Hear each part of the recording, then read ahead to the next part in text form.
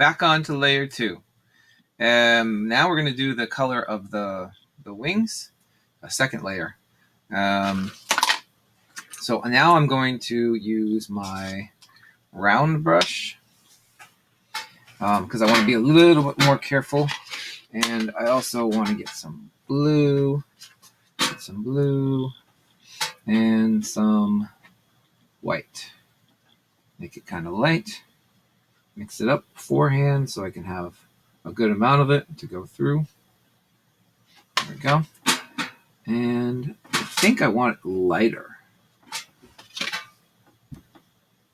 Yeah, that's better.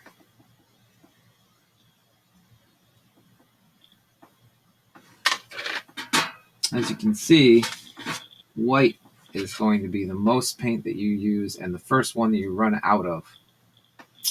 And probably the one you're going to buy the most of. So if you can buy white, if you want to keep on going painting and you go to buy supplies, then go get a bigger tube, the biggest white you can afford. Always, if you buy paint in bulk, then the more you buy, the cheaper it is. But you can only afford what you can afford. So, but that is definitely going to be the type of paint you're going to use. The color that you use the most, for sure.